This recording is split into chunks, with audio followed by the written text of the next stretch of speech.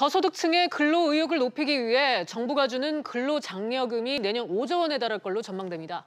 이는 올해의 3.6배 수준인데요. 내년 근로장려금이 왜 이렇게 크게 늘어나는지 취재기자 연결해 알아보도록 하겠습니다.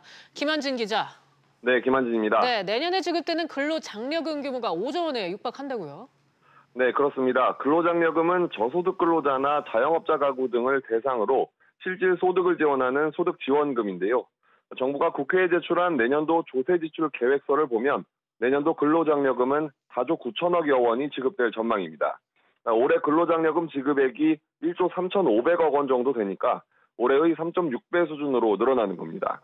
이에 따라서 정부의 각종 조세지출 항목 가운데 근로장려금이 차지하는 순위는 올해 10위에서 내년 1위로 뛰어오르게 됐습니다. 네. 그런데 김 기자, 내년은 왜 이렇게 늘어나는 건가요?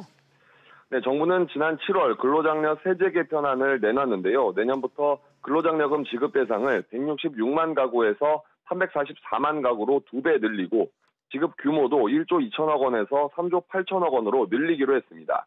그리고 여기에 근로장려금 지급 방식이 바뀌면서 1조 1천억 원 정도가 더 늘어나는데요.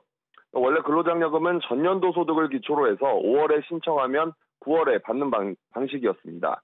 1년에 한 번 받는 것이었는데 내년부터는 6개월에 한 번씩 받는 방식으로 바뀝니다.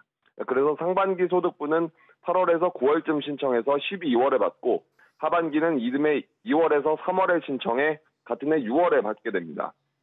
결국 내년에는 올해 소득에 대한 근로장려금을 9월에 받고 12월에는 상반기 소득에 대한 근로장려금을 받게 되면서 총 1년 6개월치 지원금을 받게 되는 건데요. 그래서 내년도 총 근로장려금 지급액이 4조 9천억여 원이 될 것으로 보입니다. 지금까지 SBS CNBC 김한진입니다.